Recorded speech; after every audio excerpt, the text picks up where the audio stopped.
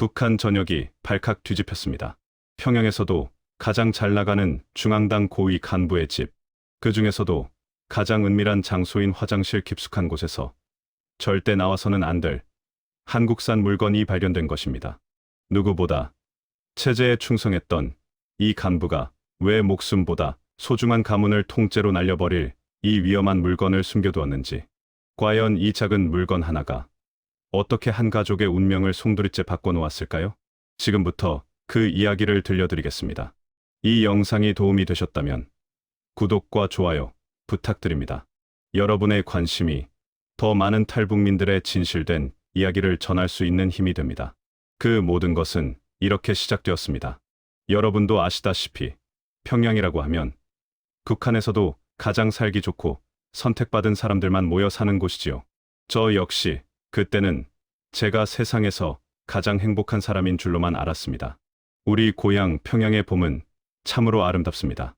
대동강변을 따라 늘어선 버드나무의 연두빛 싹이 돋아나고 모란봉 기슭에 진달래가 흐드러지게 피면 그 풍경은 우리네 어르신들이 어린 시절 보았던 고향 산천의 모습과 크게 다르지 않습니다. 학교 가는 길마다 들리던 아이들의 웃음소리, 그리고 아침마다 대동강 안개를 헤치며 출근하던 그 길은 지금도 눈에 선합니다. 저는 당시 중앙당 산하 외화벌이 사업소에서 책임지도원으로 일하고 있었습니다. 남들이 보기엔 권력의 핵심에 가까운 소위 말하는 끝발 날리는 자리였지요. 덕분에 우리 가족은 평양 중구역의 현대적인 아파트에서 배급 걱정 없이 살았습니다. 명절이면 당에서 내려오는 단고기 계곡이며 기름병, 설탕 같은 하사품을 들고 집에 들어갈 때면 아내와 딸아이의 환한 얼굴을 보는 낙에 살았습니다. 여보, 이번엔 남조선 물건보다 더 좋은 게 들어왔소 라며 너스레를 떨기도 했지요. 하지만 그 평화로운 일상은 마치 살얼음판 위를 걷는 것과 같았습니다. 평양의 삶은 겉으론 화려해 보이지만 실제로는 동네 이장님이 집안 숟가락 개수까지 다 아는 것처럼 철저한 감시 속에 놓여 있습니다. 옆집에서 무슨 말을 하는지, 저녁에 누굴 만났는지 보위부의 귀는 항상 벽 너머에 붙어 있었지요. 특히 외화벌이를 담당하던 저는 장마당 물가에 밝을 수밖에 없었습니다. 쌀 안 돼, 옥수수 한 키 값이 출렁일 때마다 평민들의 한숨 소리가 커지는 것을 보면서도 우리 원수님 덕분에 우리는 잘 산다라는 사상 교육을 매일 같이 받아야 했습니다. 마치 일제시대 때 배급표를 들고 길게 줄을 서던 우리 부모님. 세대의 고통이 21세기 평양 한복판에서도 이름만 바뀐 채 반복되고 있었던 셈입니다. 제 딸아이는 평양음악무용대학에 다니는 재원이었습니다. 그 아이가 한복을 곱게 차려입고 가야금을 뜯는 모습을 볼 때면 저는 세상 부러울 것이 없는 아버지였습니다. 하지만 그 행복이 얼마나 모래성 같았는지 그때는 미처 몰랐습니다. 집안의 가장 은밀한 곳, 누구도 의심하지 않았던 화장실 변기 뒤편에 딸아이가 숨겨둔 그것을 발견하기 전까지는 말입니다. 그날도 평소와 다름없는 저녁이었습니다. 화장실 전등이 깜빡거려 손을 보려다가 구석진 틈새에 검은 비닐봉지가 삐져나온 것을 보았습니다. 이게 뭐지? 하고 꺼낸 그 안에는 분홍색 꽃무늬가 그려진 남두선산 화장품 통과 작은 USB 하나가 들어 있었습니다. 순간 심장이 멎는 것 같았습니다. 당시 저는 체제를 한 번도 의심해 본 적이 없었습니다. 하지만 내 자식의 손에서 나온 그 금지된 물건은 제 평생의 신념을 송두리째 흔들어 놓기 시작했습니다. 이것이 알려지면 우리 가족은 끝장이다 라는 공포와 함께 도대체 왜 내 딸이 이런 위험한 물건을 숨겨야만 했는지 가슴 깊은 곳에서 알 수 없는 균열이 생기기 시작했습니다. 그 손바닥만 한 남조선 화장품 통을 손에 쥐었을 때 제 손은 사시나무 떨듯 떨리고 있었습니다. 이게 왜 여기에? 입술이 바싹 타들어가더군요. 여러분도 아시다시피 북한에서 남조선 물건을 가지고 있다가 걸리면 본인뿐만 아니라 온 가족이 뼈도 못 추리는 세상 아닙니까? 그날 밤 저는 딸아이를 방으로 불러 세웠습니다. 평소엔 눈에 넣어도 안 아픈 외동딸이었지만 그날만큼은 서슬퍼런 목소리로 닥쳤지요. 딸아이는 처음엔 고개를 푹 숙이고 아무 말도 안 하더니 이내 울음을 터뜨리며 제 바짓가랑이를 붙잡았습니다. 아버지, 한 번만 용서해 주십시오. 저만 보는 게 아닙니다. 대학 동무들도 다 몰래 보고 있습니다. 딸아이의 입에서 나온 말은 충격 그 자체였습니다. 우리 부모님 세대가 6.25 전쟁 이후 잿더미 위에서 허리띠 졸라매며 일궈온 이 나라에서 당의 은덕으로 평양, 음악무용대학까지 다니는 아이들이 밤마다 몰래 남조선 드라마를 보며 울고 웃는다는 것이었습니다. 아버지, 남조선은 우리가 배운 것처럼 거렁뱅이들이 사는 곳이 아니었습니다. 거기 사람들은 우리랑 똑같은 말을 쓰고 우리보다 훨씬 자유롭게 살고 있습니다. 자식의 그 눈물 섞인 고백을 듣는데 가슴 한구석이 덜컥 내려앉았습니다. 내가 평생을 바쳐 충성한 이 체제가 정말 옳은 것인가 하는 의문이 처음으로 머릿속을 스쳐 지나갔지요. 사실 저도 외화벌이 일을 하며 중국을 오가는 사람들을 통해 세상 돌아가는 이야기를 어렴풋이는 알고 있었습니다. 하지만 내 자식의 입을 통해 직접 듣는 진실은 그 무게가 달랐습니다. 며칠 뒤 저는 평양 시내에서 벌어진 공개 처형 현장을 목격하게 되었습니다. 제목은 비사회주의 문화 유포, 즉 남조선 녹화물을 유통했다는 것이었습니다. 총성이 울리는 그 순간 저는 처형당하는 청년의 얼굴에서 제 딸아이의 얼굴을 보았습니다. 우리 부모님 세대도 보지 못했을 그 잔인한 광경을 보며 저는 비로소 깨달았습니다. 이곳에선 내 자식의 미래도 우리 가족의 생명도 결코 안전하지 않다는 것을요. 당에 대한 맹목적인 믿음이 분노와 공포로 바뀌는 순간이었습니다. 겉으로는 여전히 중앙당의 충성스러운 일꾼인 척했지만 집으로 돌아오는 길에 본 대동강 물줄기가 그날따라 왜 그리 슬퍼 보였는지 모릅니다. 늙으신 부모님은 당이 시키는 대로만 하면 자다가도 떡이 생긴다고 말씀하시지만 저는 이제 그 떡이 우리 목을 조르는 밧줄이라는 것을 알아버렸습니다. 그렇게 저의 각성은 시작되었습니다. 평온했던 평양 고위 간부의 삶 아래로 탈출이라는 무겁고도 위험한 결심의 씨앗이 뿌려지고 있었던 것입니다. 챕터 3 갈등, 심화 위기 상황. 그날 이후 저희 집안 공기는 이전과는 확연히 달라졌습니다. 겉으로는 평온한 고위 간부의 집이었지만 속으로는 언제 터질지 모르는 시한폭탄을 안고 사는 기분이었지요. 여러분도 아시다시피 북한에서는 옆집에서 밥그릇 달그락거리는 소리까지 다 들여다보는 법 아닙니까? 가장 큰 위기는 생각지도 못한 곳에서 찾아왔습니다. 평소 형님 동생하며 지내던 보위부 지도원이 어느 날 저희 집을 방문해 은근히 말을 흘리더군요.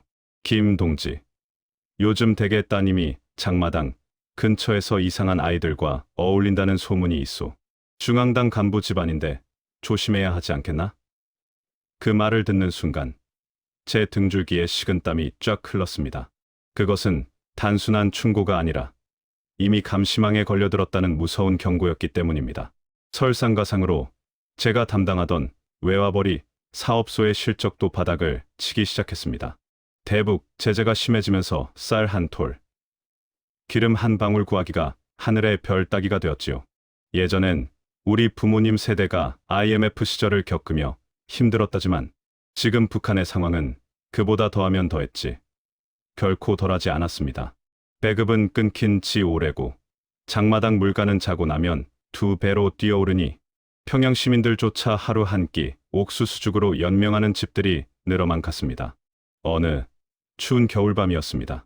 영하 20도를 오르내리는 추위에 손발이 얼어 터지는데도 전기가 들어오지 않아 온 가족이 이불을 뒤집어 쓰고 서로의 체온에 의지해야 했습니다. 아버지, 차라리 우리가 저 강 너머로 가면 배불리 먹고 마음껏 노래할 수 있을까요? 딸아이의 힘없는 목소리가 어둠 속에서 들려왔습니다. 그때 저는 느꼈습니다. 아, 이제는 정말 끝이구나. 여기서 더 버티다가는 내 딸아이도, 내 아내도 이 차가운 방 안에서 굶어 죽거나 아니면 보위부에 끌려가 비참하게 생을 마감하겠구나 하는 절망감이 저를 덮쳤습니다. 체제의 탄압은 갈수록 거세지고 배고픔과 추위는 뼈를 깎는 고통으로 다가왔습니다. 이웃들은 여전히 겉으로는 충성을 맹세했지만 몰래 만날 때면 서로의 눈을 피하며 한숨만 내쉬었습니다. 그래도 이웃 사촌인데 하며 몰래 감자 몇 알을 건네주던 그 정조차도 보위부의 서슬 퍼런 감시 앞에서는 점점 사라져가고 있었지요. 저는 더 이상 물러설 곳이 없다는 사실을 뼈저리게 실감했습니다. 이대로는 살 수 없다. 죽더라도 자유를 찾아 떠나야 한다는 결심이 제 가슴 깊은 곳에서 뜨겁게 끓어오르기 시작했습니다. 보위부의 감시망이 좁혀오고 있다는 사실을 직감한 날, 저는 더 이상 지체할 수 없음을 깨달았습니다. 평양 고위 간부로서 누려온 모든 명예와 안락함이 오히려 우리 가족의 목을 죄는 밧줄이 되어버린 상황이었지요. 자식들만이라도 사람답게 살 수 있는 곳으로 보내야 한다는 생각이 머릿속을 떠나지 않았습니다. 여러분도 자식 키우는 부모 마음이라면 제 심정을 이해하실 겁니다. 내 자식이 총살당할지도 모르는 위험에 노출되어 있는데 어느 부모가 가만히 앉아만 있겠습니까? 결국 저는 죽을 각오로 탈출을 결심했습니다. 하지만 평양에서 국경까지 가는 길은 멀고도 험난했습니다. 저는 외화벌이 사업소 책임지도원이라는 직위를 이용해 출장 증명서를 위조하고 그동안 몰래 모아두었던 비상금과 귀금속을 챙겼습니다. 평양의 고위층이라 해도 탈북을 준비할 때는 장마당에 브로커를 통해야 했고 그들에게 줄 뇌물을 마련하느라 피가 마르는 시간을 보냈지요. 떠나기 전날 밤, 저는 차마 누구에게도 작별 인사를 할 수 없었습니다. 그저 고향 집 마당을 한 바퀴 둘러보며 마음속으로 마지막 인사를 건넸을 뿐입니다. 아버지, 어머니, 이 불효자식을 용서하십시오. 북에 두고 가야 하는 늙으신 부모님 생각에 가슴이 찢어지는 것 같았습니다. 우리네 어르신들이 6.25 전쟁 때 피난길에 오르며 고향 땅을 돌아보던 그 비통한 심정이 이와 같았을까요? 딸아이는 제 손을 꼭 잡으며 아버지, 무섭지만 아버지만 믿을게요라고 속삭였습니다. 그 작은 손의 떨림이 제 결심을 더욱 단단하게 만들었지요. 우리는 평소 쓰던 낡은 배낭에 옷가지 몇 벌과 비상식량만 챙긴 채 정든 평양집에 불을 껐습니다. 다시는 돌아오지 못할 길이라는 것을 알면서도 오직 자유라는 신락 같은 희망 하나에 온 가족의 명주를 걸고 어둠 속으로 발을 내디뎠습니다. 평양을 떠나 국경 근처에 도착했을 때 세상은 온통 칠흑 같은 어둠뿐이었습니다. 이제는 정말 뒤돌아볼 수도 멈출 수도 없는 외통수 길에 들어선 것이지요.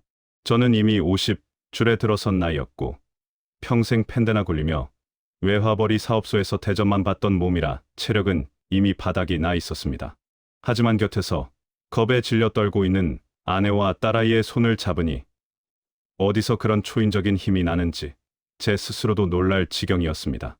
우리가 건너야 할 곳은 두만강의 어느 후미진 물줄기였습니다. 브로커는 지금 이 순찰대가 교대하는 유일한 틈이라며 서두르라고 재촉했지요. 여러분, 한겨울 두만강 바람이 얼마나 매서운지 아십니까? 뼛속까지 파고드는 그 칼바람은 마치 우리 부모님 세대가 6.25 전쟁 때 겪으셨던 그 모진 추위와도 같았습니다. 젊지 않은 몸으로 무거운 배낭을 메고 가파른 강둑을 내려가는데 무릎은 쑤시고 숨은 턱 끝까지 차올랐습니다. 강물에 발을 담그는 순간 마치 수천 개의 바늘이 살을 찌르는 것 같은 통증이 몰려왔습니다. 아버님, 너무 차가워요. 딸아이가 신음을 내뱉었지만 저는 아이의 입을 손으로 틀어막을 수밖에 없었습니다. 근처 초소에서 까딱 소리라도 나거나 순찰대의 서치라이트가 우리를 비추는 날에는 그 자리에서 즉결 처형이거나 수용 소행이었으니까요. 그 긴박한 순간 저는 마음속으로 하늘에 계신 조상님과 부모님께 수천 번도 더 빌었습니다. 제발 이 아이만이라도 살려주십시오. 저 무심한 강물 너머에 사람이 살 길이 있다고 했으니 제발 우리 가족을 굽어살펴 주십시오. 물은 가슴팍까지 차올랐고 강바닥에 이끼 낀 돌들은 자꾸만 제 발을 헛디디게 했습니다. 한 번은 아내의 발이 미끄러져 강물에 휩쓸릴 뻔했는데 그때 제 심장이 멈추는 줄 알았습니다. 만약 그때 우리 중 누구 하나라도 낙오됐다면 저는 아마 그 자리에서 강물에 코를 박고 생을 마감했을 겁니다. 죽음보다 더한 공포가 온몸을 휘감았지만 저 건너편 중국 땅의 희미한 불빛 하나만을 이정표 삼아 필사적으로 팔다리를 휘저었습니다. 겨우 강둑을 기어올라 중국 땅에 발을 디뎠을 때 우리 가족은 모두 물에 젖은 생쥐꼴로 바들바들 떨고 있었습니다. 젖은 옷은 순식간에 얼어붙어 갑옷처럼 딱딱해졌고 손가락 하나 까딱할 힘조차 남아있지 않았지요. 하지만 그 순간 느꼈던 묘한 해방감, 그리고 살았다는 안도감은 평생 잊을 수 없을 겁니다. 그러나 그것도 잠시였습니다. 국경을 넘었다고 끝이 아니었거든요. 이제부터는 이름도 신분도 없는 떠돌이 귀신처럼 중국 땅을 떠돌아야 하는 또 다른 지옥이 우리를 기다리고 있었습니다. 우리는 서로를 꼭 껴안고 체온을 나누며 어두운 숲속으로 몸을 숨겼습니다. 여보, 우리 이제 정말 북한 사람이 아닌가요? 아내의 물음에 저는 아무 대답도 할 수 없었습니다. 고향을 등진 죄인이라는 마음과 자유를 향한 갈망이 뒤섞여 차가운 눈물만이 얼어붙은 뺨 위로 흘러내렸습니다. 중국 땅을 밟았을 때 저는 그것으로 모든 고생이 끝난 줄로만 알았습니다. 하지만 현실은 냉혹했습니다. 자유를 찾아 목숨을 걸고 강을 건넜지만 우리를 기다리고 있던 것은 또 다른 형태의 거대한 감옥이었으니까요. 평양에서 고위 간부로 대접받으며 살던 제가 이제는 길가에 굴러다니는 돌멩이보다 못한 신세가 되어버린 것입니다. 가장 먼저 우리를 괴롭힌 것은 언어의 장벽이었습니다. 평생 우리말만 쓰고 살았지. 중국말은 한마디도 할 줄 몰랐으니 밖을 나가도 벙어리 신세나 다름없었지요. 길에서 누군가와 눈이라도 마주치면 가슴이 철렁 내려앉았습니다. 공안경찰이 아닐까? 혹시 나를 신고하려는 사람은 아닐까 하는 공포에 하루에도 수십 번씩 심장이 오그라들었습니다. 신분증 하나 없는 우리 가족에게 중국 땅은 그저 언제 잡혀갈지 모르는 살얼음판 같았습니다. 다행히도 우리는 운 좋게 어느 인심 좋은 조선족 분의 도움을 받게 되었습니다. 같은 핏줄인데 어떻게 모른 척하겠느냐. 자기네 농장 창고 한 구석을 내어주시던 그분의 따뜻한 손길은 지금 생각해도 눈물이 납니다. 그 시절 우리네 어르신들이 전쟁 중에 피난 가서 낯선 이에게 밥 한 술 얻어먹던 그 고마움이 이와 같았을까요? 하지만 공짜 밥은 없었습니다. 저는 신분을 숨기기 위해 해가 뜨기도 전에 밭으로 나가 허리가 끊어질 듯한 농사일을 해야 했습니다. 평생 펜대만 잡던 손은 금세 물집이 잡히고 터져 진물이 났고 아내는 식당 뒷방에서 산더미 같은 설거지를 하며 하루하루를 버텼습니다. 특히 딸아이가 걱정이었습니다. 혹시라도 인신매매범들에게 끌려가지는 않을까? 아니면 공안의 단속에 걸려 북송되지는 않을까 싶어 한시도 눈을 뗄 수가 없었지요.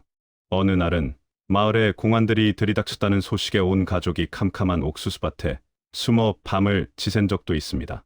모기 떼가 달려들고 비가 쏟아져도 숨소리조차 크게 내지 못했습니다. 그때 딸아이의 젖은 손을 잡으며 저는 속으로 수만 번을 되뇌었습니다. 조금만 참자. 조금만 더 견디면 진짜 자유로운 땅으로 갈 수 있을 거야. 중국에서의 생활은 안도감보다는 불안함이, 희망보다는 절망이 더 큰 시간이었습니다. 평양에서 누렸던 그 화려한 생활들이 마치 전생의 일처럼 아득하게 느껴졌고 내가 왜 이런 고생을 사서 하나 싶은 후회가 밀려올 때도 있었습니다. 하지만 그럴 때마다 저를 다잡아준 것은 한국 선교사님들의 헌신적인 은혜였습니다. 그분들은 목숨을 걸고 우리 같은 탈북민들에게 먹을 것과 입을 것을 주며 조금만 기다리면 남조선으로 갈 수 있다는 희망의 빛을 보여주셨습니다. 여러분, 자식을 지키기 위해 이름도 버리고 자존심도 버린 채 남의 나라 땅에서 숨어 지내야 했던 그 애끓는 부모의 마음을 어찌 다 말로 표현하겠습니까? 중국에서의 그 험난했던 도피 생활은 우리 가족에게는 씻을 수 없는 상처였지만 동시에 진짜 자유가 무엇인지 뼈저리게 깨닫게 해준 연단의 시간이기도 했습니다. 중국에서의 생활은 한계를 향해 치닫고 있었습니다. 공안의 단속은 날로 심해졌고 평양 간부 출신인 제가 언제까지고 농가 창고에 숨어 살 수는 없는 노릇이었지요. 그러던 중 목숨을 걸고 저희를 돕던 선교사님으로부터 이제 떠날 때가 되었다는 말을 들었습니다. 한국으로 가는 마지막 여정, 동남아시아를 경유하는 희망의 길이 열린 것이었습니다. 하지만 그 길은 두만강을 넘던 때보다 더 길고 험난했습니다. 이름도 모르는 산맥을 넘고 국경을 넘을 때마다 우리는 짐짝처럼 트럭 짐칸에 몸을 실었습니다. 여러분, 한낮의 열기가 40도를 웃도는 동남아 밀림 속을 며칠씩 걷는다고 상상해 보십시오. 젊지 않은 제 무릎은 이미 비명을 지르고 있었고 아내는 탈진에 쓰러지기 일쑤였습니다. 그때마다 저를 일으켜 세운 것은 여기서 포기하면 우리 가족은 끝이다라는 처절한 각오뿐이었습니다. 가장 위태로운 순간은 라오스와 태국 국경을 넘을 때였습니다. 강을 하나만 더 건너면 한국 공관이 있는 안전한 땅에 닿을 수 있었지만 뒤편에서는 현지 군인들의 추격이 계속되고 있었지요. 만약 거기서 잡힌다면 다시 중국으로 그리고 지옥 같은 북한으로 송환될 것은 불을 보듯 뻔했습니다. 우리 부모님 세대가 전쟁통에 빗발치는 총탄을 피해 낙동강을 건너던 심정이 아마 이러했을까 싶더군요. 캄캄한 밤, 낡은 목선에 몸을 싣고 메콩강을 건너는데 사방에서 들려오는 물소리가 마치 우리를 집어삼키려는 괴물의 울음소리 같았습니다. 딸아이는 제 품에 얼굴을 묻고 소리 없이 눈물만 흘렸습니다. 아버지, 우리 진짜 살 수 있는 거죠? 그 떨리는 목소리에 저는 대답 대신 아이의 손을 더 꽉 쥐어주었습니다. 마음속으로는 수천 번도 더 기도를 올렸습니다. 하늘이시여, 제발 이 가련한 영혼들을 굽어 살펴 주십시오. 저 강 너머에 진짜 우리를 받아줄 조국이 있다고 믿습니다. 마침내 태국 땅에 발을 디디고 우여곡절 끝에 한국 영사관 문턱을 넘었을 때의 그 감격을 어찌 말로 다 하겠습니까? 태극기가 그려진 건물 앞에 섰을 때 저는 그 자리에 주저앉아 땅바닥을 치며 통곡했습니다. 평양에서 누리던 그 모든 부귀영화보다 내 나라, 내 민족의 품에 안겼다는 안도감이 1000배만 배는 더 컸습니다. 영사관 직원분이 이제 안심하십시오. 대한민국이 여러분을 보호할 것입니다라고 말하며 건네준 따뜻한 물 한 잔. 그 물 한 잔에 제 평생의 한과 고통이 씻겨 내려가는 기분이었습니다. 아직 비행기를 타고 한국 땅을 밟기까지 마지막 관문이 남았지만 적어도 이제는 더 이상 짐승처럼 쫓기지 않아도 된다는 사실에 온 가족이 서로를 부둥켜 안고 울고 또 울었습니다. 희망은 멀리 있지 않았습니다. 그 간절한 기다림 끝에 우리는 비로소 자유라는 이름의 문턱에 서게 된 것입니다. 드디어 인천공항에 발을 내디뎠을 때 제 코끝을 스치던 그 공기의 냄새를 평생 잊을 수 없습니다. 평양에서 중앙당 간부로 떵떵거리며 살 때는 몰랐던 진짜 사람 사는 냄새가 나더군요. 처음 마주한 한국의 모습은 그야말로 천직의 벽이었습니다. 밤낮을 가리지 않고 환하게 불을 밝힌 거리와 24시간 문을 여는 편의점들을 보며 전기가 없어 어둠 속에서 떨던 평양의 밤이 떠올라 가슴 한구석이 아려왔습니다. 가장 놀라웠던 것은 마트였습니다. 산더미처럼 쌓인 물건들을 보며 아내와 저는 한참을 멍하니 서 있었습니다. 북한에서는 명절에나 겨우 구경하던 귀한 물건들이 여기선 누구나 손만 뻗으면 가질 수 있는 흔한 일상이라는 사실에 우리가 얼마나 좁은 세상에 갇혀 살았는지 뼈저리게 느꼈습니다. 우리네 어르신들이 보릿고개를 넘기고 한강의 기적을 일궈내신 것처럼 이 풍요로움 뒤에 숨은 남조선 사람들의 노력이 얼마나 대단했는지 새삼 존경심이 들더군요. 하나원을 거쳐 사회로 나왔을 때 말투도 다르고 음식 맛도 조금은 생소했지만 사람들의 따뜻한 정만큼은 북녘 고향과 다를 바 없었습니다. 어디서 오셨느냐며 먼저 손 내밀어주는 이웃들을 보며 우리는 결국 한 핏줄 같은 민족이라는 것을 실감했습니다. 이제 제 딸아이는 화장실에 숨어서 한국 화장품을 바르지 않아도 됩니다. 남의 눈치 보지 않고 마음껏 화장하고 자기가 하고 싶은 공부를 하며 꿈을 키워가는 딸의 뒷모습을 볼 때면 그 험한 강을 건너오길 정말 잘했다는 생각이 듭니다. 물론 가끔은 두고 온 고향 땅과 국에 남겨진 가족들이 사무치게 그리울 때가 있습니다. 인터넷으로 북한 소식을 찾아볼 때마다 아직도 억압 속에 사는 동포들을 생각하면 마음이 무겁습니다. 하지만 이제 저는 믿습니다. 우리 세대가 가기 전에 반드시 통일의 날이 올 것이라는 것을요. 그때가 되면 평양 고향집 마당에 모여 앉아 고생 많았다고 서로 어깨를 두드려주며 웃을 수 있기를 간절히 소망합니다. 자유는 공기 같아서 평소에는 그 소중함을 모르고 살기 쉽습니다. 하지만 목숨을 걸고 그 자유를 찾아온 저희 가족에게 대한민국은 매일매일이 기적이고 감사입니다. 이 소중한 땅에서 제 남은 여생을 우리 민족의 화합과 통일을 위해 보태며 살아가려 합니다. 지금까지 제 긴 이야기를 들어주셔서 정말 고맙습니다. 재밌게 보셨다면 구독, 좋아요 눌러주세요.